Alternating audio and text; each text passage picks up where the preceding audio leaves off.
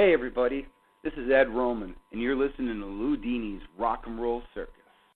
Hey everyone, welcome back once again to the Loudini Rock and Roll Circus. I'm your host, Lou Lombardi, a.k.a. Loudini. We have an interview today with Ed Roman. I actually interviewed Ed about a year ago when he was on his last record. He's got a new record out right now called Red Omen.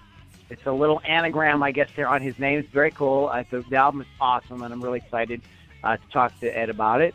You are listening to the Loudini Rock and Roll Circus. That is LoudiniRockandRollCircus.com. You can check that out every twice a week now. We're broadcasting an interview, and every Saturday there is a new music podcast. You want to make sure that you check back often. If you simply just want to sign up, that's easy to do. When you go to LoudiniRockandRollCircus.com, pop in your name and email address, and we'll send you everything. Easy, no fuss, no muss. I'd also like to thank my sponsor, my longtime sponsor, Positively, Pittsburgh Live Magazine, PPLmag.com. It's Pittsburgh's first internet radio, TV network, online community magazine, and business directory. You can listen to, watch, download, and receive emails with the latest audio and video created by the members of the community. Read articles, grab coupons, and find businesses. You can even start your own magazine page where you can write articles, upload audio and video, and let the world know what you have to offer. That is Positively Pittsburgh Live, PPLmag.com. Now, as I was saying, we have the amazingly talented multi-instrumentalist, singer-songwriter, award-winning Ed Roman with us today from Ontario, Canada. He sort of blurs the lines between pop, rock, folk, country music genres. There's a little world beat in there. It's sort of like has to be really heard to really completely be appreciated. His uniquely crafted songs receive regular rotation on more than 100 terrestrial radio stations across North America and more than 400 stations worldwide. Ed is a 2014 Artist Music Guild Award nominee, a 2014 International Music Entertainment Association Award winner, two-time 2015 IMEA Award nominee. He's just got awards. They're just coming right out. But, ladies and gentlemen, welcome to the Loudini Rock and Roll Circus, Ed Roman. Ed, how are you, buddy? Hey, like Houdini and Surplus, I'm on Loudini's Rock and Roll Circus, baby. There you are. So I want to catch up with what you've been doing and everything, but like, why don't we? You've got a new record out, Red Omen. We're gonna want to talk about that, but let's give everybody the sort of Reader's Digest, whirlwind catch up as to the background here of Ed Roman. Well, music is my life. I grew up at a time in the '70s, man, when music was paramount in everybody's life, and it was everywhere. 8-track tapes, cassettes, vinyl, people for fighting for, record time space and record player space. It was like, for me, also like inside of my own family, 3 generations of people living together, a competition sometimes even to remember lyrics, or you grew up with great, theme show music like, Sanford and Son and All in the Family, and all of that was like a great breeding ground for me as a young kid, because I also saw that enthusiasm and people's excitement in that stuff. And I also struggled as a dyslexic as a kid, and I still do. But at the same time, with that, music was a way for me to sort of develop this instant self-expression and to be able to tell stories. And I love telling jokes and also listening to people tell stories. As a kid, we had 3 television stations, and, the kitchen was always busy with, brothers, friends, sisters, friends, parents, friends, people that lived in the community come by for coffee or whatever it was, and people would be talking and telling stories. And I even remember going to bed at night, and through the transom, you could hear certain people's laughs because they'd be laughing in a certain way, and you could say, oh, that's Mr. So-and-so, or that's it. But everybody would be, listening to the stories that they'd be telling. So all of that for me was like, hey, this is something special, and I've always tried to follow that kind of initial spark of what excited me as a young kid. My grandfather always said to me, remember, if you're not whistling when you go to work, you're going to the wrong job. So you were immersed in music, and hence you went on to develop your own music, writing songs, putting out albums. Now you've got new record out, Red Omen. How many albums is this for you now, Ed? Well, this is 3 as my name, just Ed Roman, and 2 prior albums that are out under Special Ed and the Musically Challenged. So there's 5 albums of material, almost 70 plus odd songs, almost 80 I think, that are out there for the public to buy, listen to, and interact with. And I'm like I said, I've always been writing. Whether I've been a backing member in a band, because I play with so many different kinds of artists, from African bands, jazz ensembles, pop ensembles, rock, blues, everything you can kind of think of.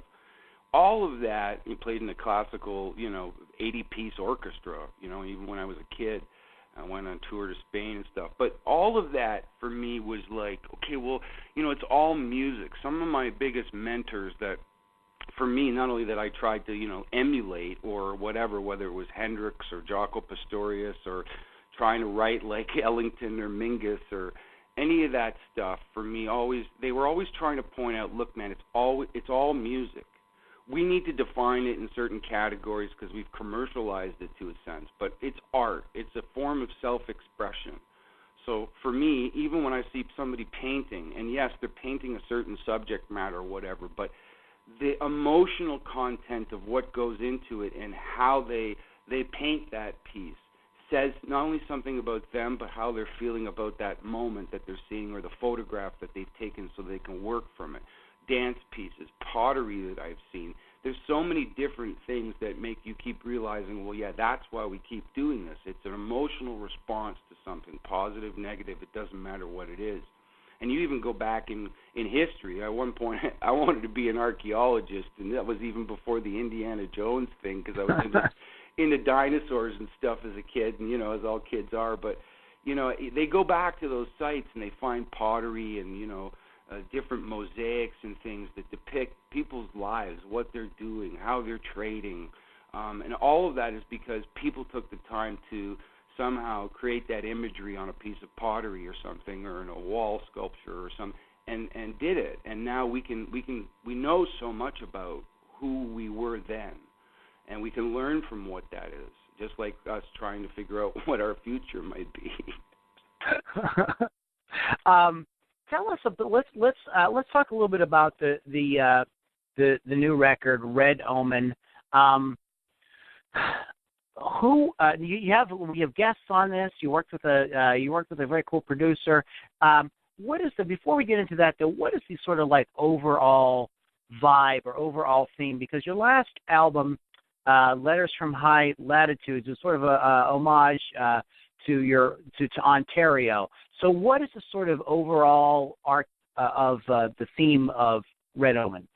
Well, this is, language is changing, and you go to Webster's, they're always adding a new word, and I think it's cool when kids are like starting to speak and stuff, and they're jamming with words, and they come up with new creative ways of saying things, and I'm doing it all the time too, and people are like, that's not a word. Well, not yet, but our language even is becoming so much more acronym-like and emoticon-based, and we have an emotional response to something, push a button, and in that sort of little shape, face, whatever it is, people can kind of get the defining answer of how we feel just without even having to write anything.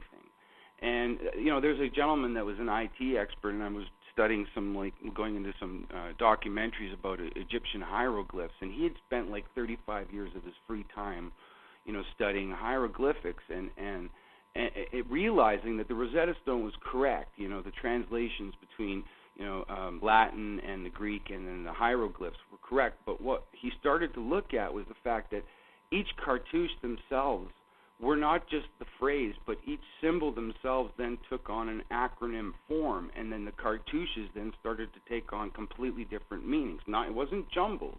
It actually started to say more than what they actually thought. And he said something very prolific, which was that's kind of what's happening to our language. We're able to, even in our phones, in our smartphones, you click a button, and that little shape, that symbol, that emoticon, computes billions of bits of information for people to be able to communicate, post their photos, have a video up, whatever it is.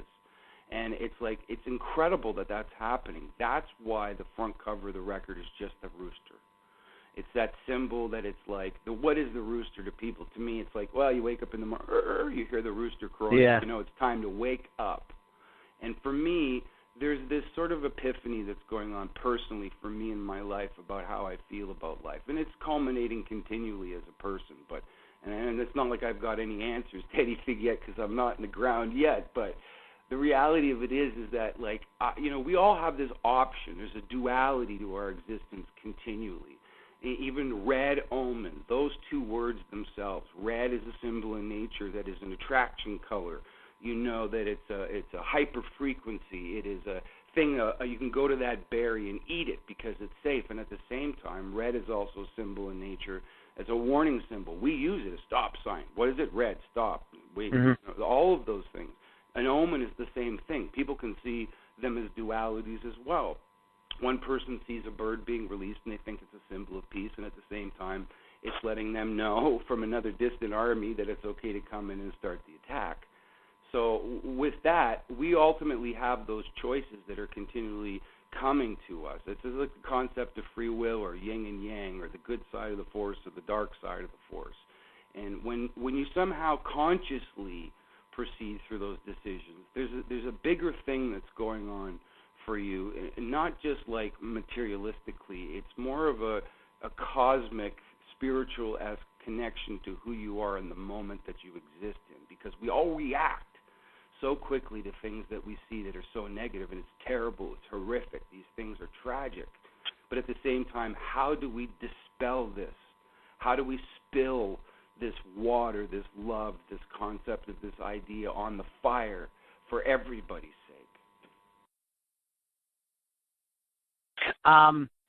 Okay, so this is the overall sort of arc of what this is pretty heavy stuff, but the record is what's so great about it. It's like heavy theme, man. But the music is all very. I mean, you could like get down to it. You know what I mean? It's very accessible. It's fun. A lot of the songs are like super fun. You got great grooves, great playing, great bass playing, by the way, on the whole thing. So tell us a little bit about the recording process and who you worked with on this. Well, I also just want to say, you're right, it is very lighthearted. The music is lighthearted. And, you know, my wife I sent her a little photo the other day of some promotional stuff, and she says, it's really sweet but kind of, you know, scary. You know, and I said, yeah, just like life.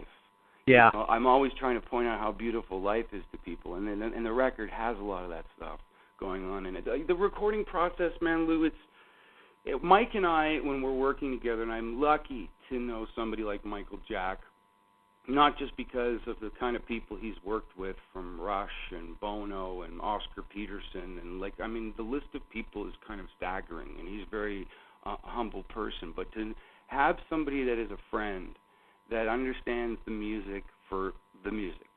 He's there for the technical process. He's there also too, and on this last record on a Wolfman Jack tune, he's playing theremin. He's doing some backup vocals, but he's actually like great at letting the process happen, knowing when to step in, knowing when to step back. And so with that said, we really tried not to have a method to too many things. We're also sort of realizing that we're letting the art sort of pull us through it. So I'll go in, I'll track stuff on an acoustic or in a bass, drums even, Hammond. Wherever the idea kind of first sort of conjures, that's where I start. And then we build on that. It becomes a sound-on-sound recording, almost like with the Beatles or Beach Boys or anybody did, Brian Wilson. And then, Chris Taggart and I and Anthony Cook will come in as a trio and actually play on that overdub. So we've created almost a quartet sound. Sometimes it's like, that whole tune is just the band live off the floor, and that's the way we took the track. Sometimes the track gets to a point where it's completed, and then we've like Xander Demos down in Pittsburgh, the master shredder himself, would be perfect on this punk metal tune.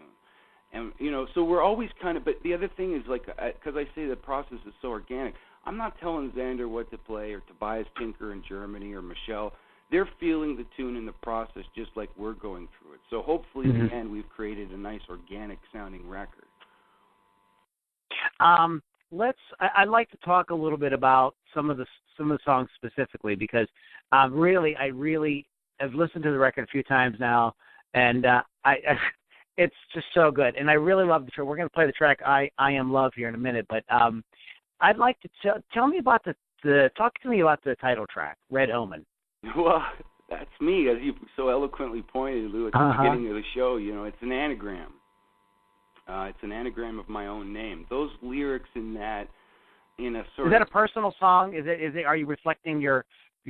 I mean, we're all reflecting ourselves whenever we write something. But I mean, is that more directly personal? Maybe some of the other ones.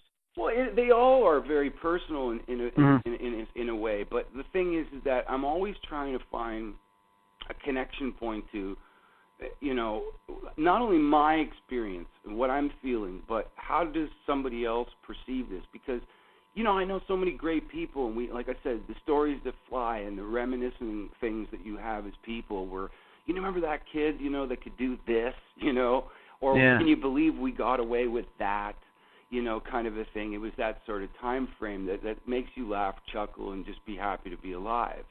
So that's really what the song represents, that kid or somebody that we knew at that point. And what were they doing then? What are they doing now? And where are they kind of headed, kind of a thing. So, and it pays homage to people like Mike Stover down in Pittsburgh. He's the Red Hot Stove down in Pittsburgh. The line in there about the man from MI6 living out in the sticks, that's my buddy Ken Segrist. He's a former Special Forces Canadian military person who actually got me in contact with Stover, and those two people have changed my life incredibly. Like, that's the thing. I react on how and what I'm going through. You know, we all get from A to B doing what we're doing, but for me it's really important to pay homage to people like that. And the last 3 years of my life have been incredible. I've met so many amazing people. I've done so many amazing things because of people like them. So, you know, how do I summate it? You know, I tell it in story. It's fictitious in a way, but somehow true. The plutonium spaceship lunchbox, my uncle had a uranium mine. We ended up with, you know, some samples at our house. I was 5 or 6, and I had taken some to school in a lunchbox for show and tell. You know, so that's you know, all those little things that are allegory in my life are kind of there in sort of cartoon-esque language. So, and that's what I like about the humor in it is sort of trying to find it and put it all together, right? Did you? I'm going to shift gears. Did you grow up listening to Wolfman Jack? Oh yeah, man. He was like, you know, still in the 70s. I remember him like being on air. I remember hearing it on air. I remember people also having albums, vinyl albums that featured him. Seeing American Graffiti when I was like 7, and then like, who's that? My brother's like, dude, that is Wolfman Jack. You know? My brother's 10 years older than I am, so it's like, and then there was that resurgence of what, you know, the kind of 1950s were about in the early 60s. So then that mystique, and then, you know, as a kid, you start understanding what radio was and how it kind of got there and why it was there. You know, television, you know, came in. There was this new technology. They lost a lot of their entertainers to TV. So radio, what did they do? They started to spin rock and roll. And that music, that crossover of like race music, you know, the people weren't supposed to be playing, and DJs like Alan Freed and more mainstay people, even like Dick Clark, and that's a whole other story. You know, that's one thing. But other people like Madman Kuso or, you know, Wolfman himself, they were doing that in kind of the pirate radio stations that would do this stuff. And you could call them and talk to them, and they would, you know, spin tunes for you. And that whole connection that they brought for the artist into the fan's life was so integral. Even people like John Hammond, I mean, the Monterey Pop Festivals that were put on, you got Count Basie, Jimi Hendrix, the Mamas and the Papas, Hugh Masekela, all these different people on one stage, and it was a cultural phenomenon. So that it's kind of like lamenting that kind of space. But you know, I always say to people, what talk radio is today, what new independent radio is today, is exactly what that was then. We're at the most like amazing time where people can log on anywhere in the world. You don't have to wait for good weather and a clear night. You know what I mean? The kids are like, what are they talking about? But the reality of it is that that's amazing to think that we're doing this and that people can hear us in Singapore right now. Yeah, it is really amazing, and I loved that sort of the sort of pioneering spirit. And I when I listen to the song "The Wolfman," you know, it kind of like gives you that feeling, and you go like, oh crap, that's kind of happening now. Because if you think about it, just like you said, you know, there's, you know, with the satellite, internet, everything, we've got people now out there, you know, exposing people to amazing music. And that sort of thing. Let's take a break and let's play the song that's the single that the video is going to come out. You have a video coming up for "I Am Love," and I want to talk about this track because this is just an amazing song. This is "I Am Love" off of the Ed Roman's latest album, Red Omen. "I Am Love" on the Loudini Rock and Roll Circus.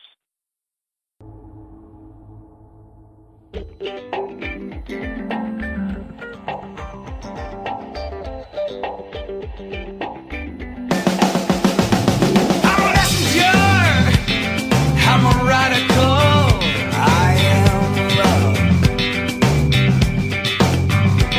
I'm a messenger, I'm a radical, I am love. Like any other human being who's cruciform control, no longer in search of meaning.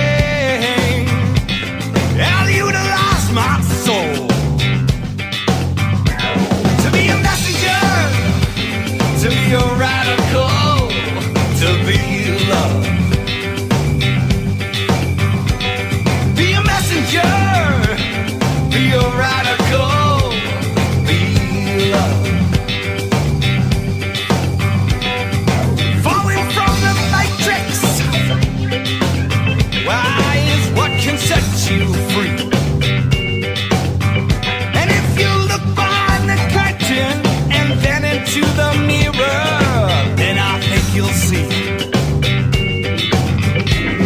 Be a messenger, be a radical, be love.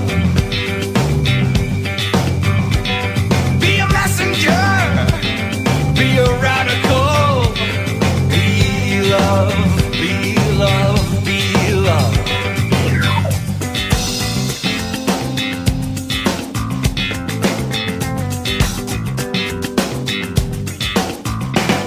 But I only hope that blood, sweat, and toil catches up with us all. The scars that you get each day make you stronger somehow in some way. Look for your own truth in your heart when it's told. You know, it may seem like a coda, but I learned it from my Baba. It's not what you believe, it's what you do. It's what you do. It's what you do. What you doing now?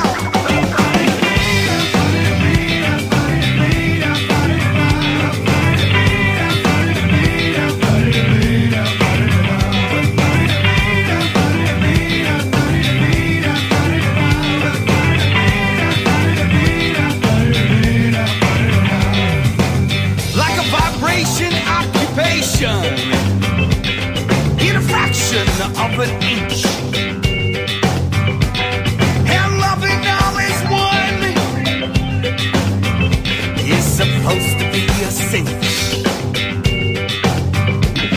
Be a messenger, be a radical, be love. Be a messenger, be a radical.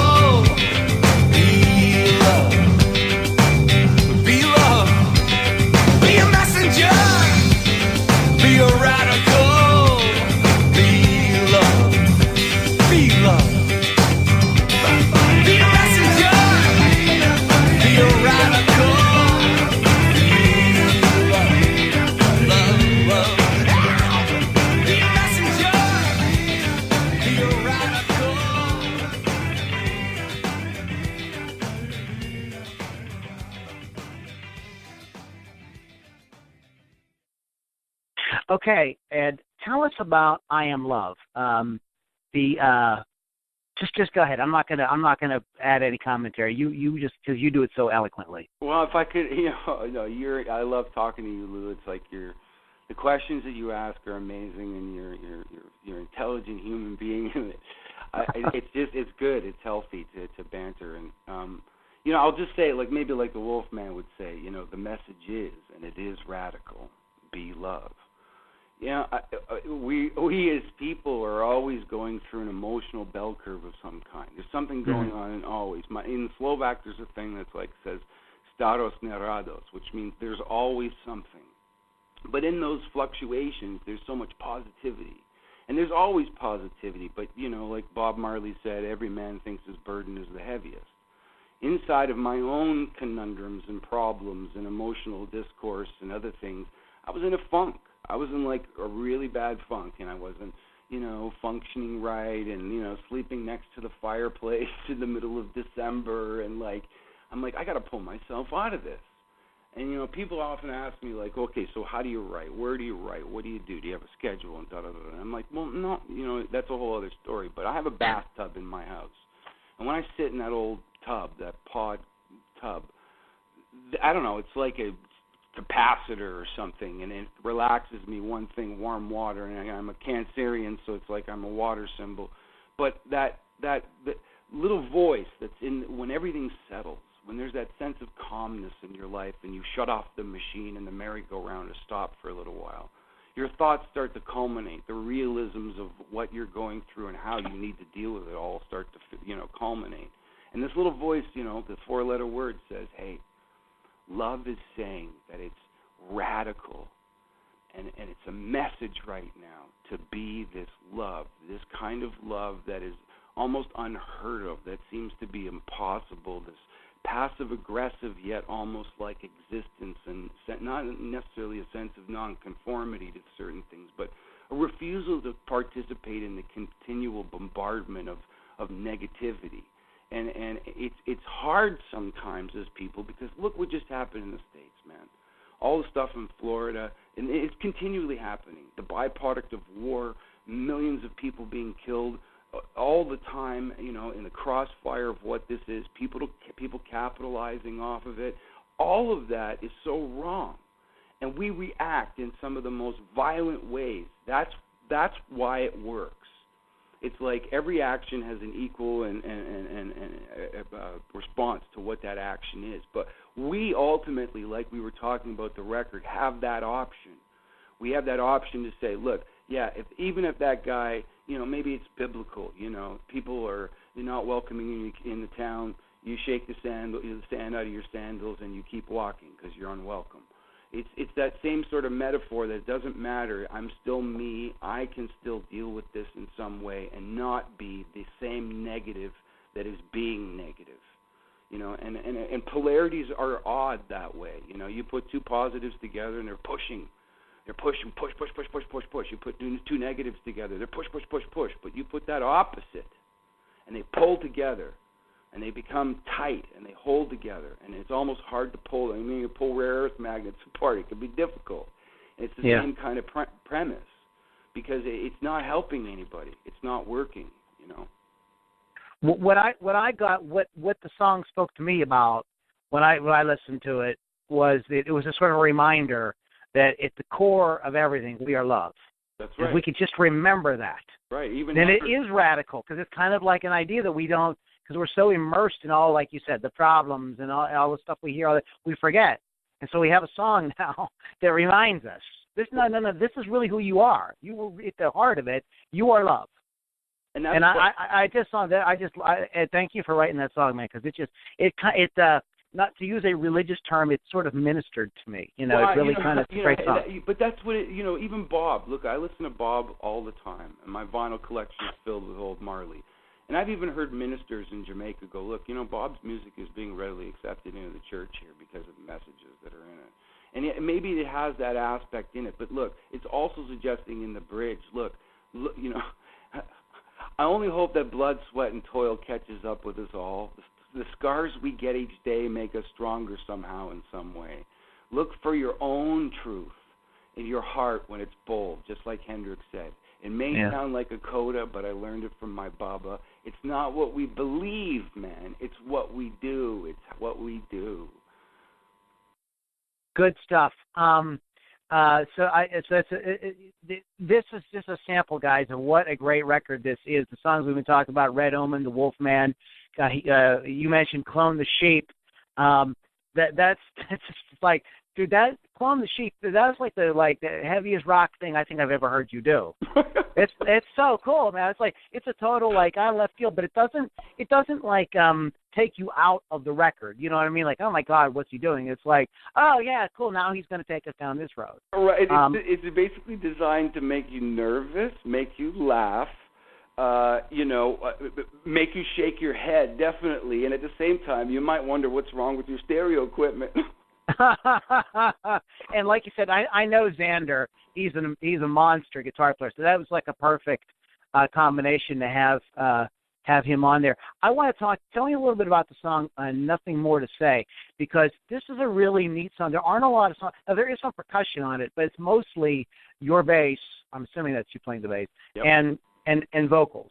And tell us, is this a song that I'm assuming that you kind of came up with it on the bass? It was the Germ was on the bass, or tell us a little bit about that song. Yeah, Germ was on the bass, man. Germ is on the bass, and I spent a lot of time in Aboriginal communities. Lucky enough, when I was traveling on the road with an African band, and my father and my grandparents, when they first came here, were out on Scugog Island with the Scugog Indians. They were like, their farm was right up against where they were living. And I had always this, a connection in some way in my life, even as a young kid, to this culture, the indigenous culture, even across the United States.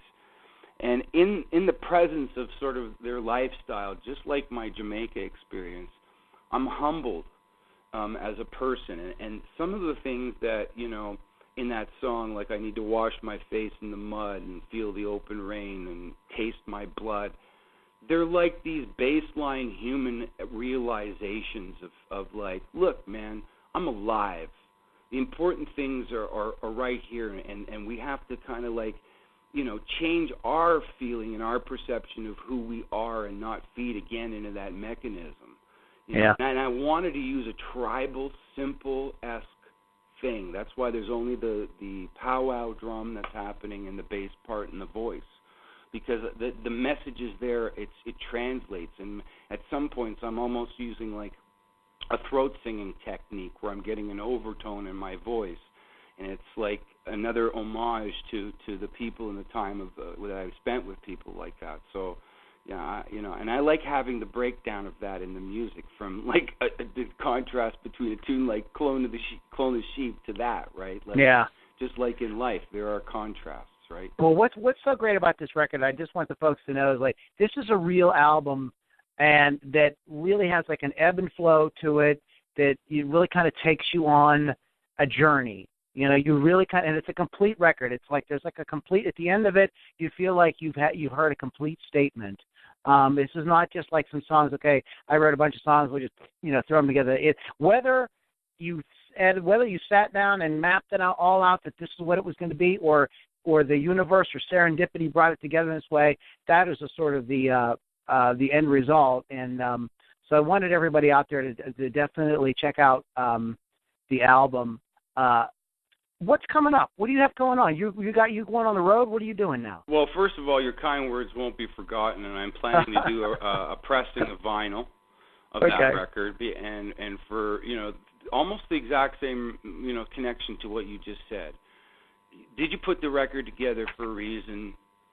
In entirety, is it a story? Is it look, man, you and I were lucky enough to have that vinyl album experience, because you know as well as I do that when you're listening to an album, there might be something you get caught on the radio, and that's the tune you listen to, and you start listening to the rest of the record. But as time goes on, all those songs take on new meaning for you at different points in time, and in essence, the music then grows with you, and you grow with the music. So you got to give me your address. I'm going to send you a copy of that vinyl record once it's pressed. Okay. And I want you to have it because I know you'll appreciate it. And what's the plans, man? Yes, we're working on dates. We're working on a huge PR campaign. As I mentioned, the new video is coming out in a couple of weeks for I Am Love. And I'm writing. I'm still writing as we speak, but this distribution and licensing deal with Nub and Orchard in the UK as well, that's going to keep me busy. There's talk of me maybe going to Europe. So, man, I'm happy to keep playing and practicing my craft. It's what I do. Okay. Well, Ed, thank you so much. Go ahead and tell everybody at home like how they can keep up with you, how they can get in touch with you, and how they can get a hold of their own copy of Red Omen. Well, if you go to edroman.net, you can get a new copy of the record there, as well as all my social networking buttons. You can click those, and you can come and say hello to me, or check me out on Facebook or Twitter. You can go to SoundCloud, listen to some of my older stuff on SoundCloud, YouTube as well. Check out all my videos on YouTube. If you go to CD Baby, you can actually order physical copies for distribution. It'll be sent directly to you, as well as it's there for digital distribution. It's at iTunes, it's at Amazon, it's at 50 different places right across the board. So I appreciate the opportunity, Lou, I really do. You are a Houdini of rock and roll. Thanks, Ed. Hang on, you got time to take a bonus question after we finish the podcast? Sure. All right. Hey, Ed, guys, you've been listening to the wildly interesting and talented, absolutely amazing gentleman, Ed Roman, here on the Loudini Rock and Roll Circus. That is edroman.net, and from there you can find all the social media and everything that you need and pick up the record. The record is called Red Omen by Ed Roman, and it's just a fantastic, front to back, it's just a great record. I highly recommend that you guys go out and get it. LoudiniRockandRollCircus.com. Check that out. Get on our mailing list, and you can also receive, for the mailing list people only, you get some of the great bonus material that we've been putting out as well. So that is LoudiniRockandRollCircus.com. One more shout-out to my sponsor, Positively Pittsburgh Live Magazine, pplmag.com for short. Go check them out. And if you really believe, like I do, and I know that you do, you believe in this music. You know that this music is really important. This is the stuff on corporate radio is not the heart, is not your heart and soul. You know what I mean? You know that. So what you want to do then is you want to get involved with us and help us to get this music out to even more and more people with the different promotional programs that we are getting ready to start. You want to go to supportindyrock.com, where you can get involved with the Loudini Rock and Roll Circus and become a member and help us do more for amazing musicians like Ed Roman. Once again, guys, you are listening to the Loudini Rock and Roll Circus. 2 interviews every week on Tuesday and Thursday, and a new music podcast every Saturday. That is LoudiniRockandRollCircus.com. My name is Lou Lombardi. You've been listening to Lou Lombardi and Ed Roman here. Guys, thanks so much for listening, and we will catch you on the next podcast.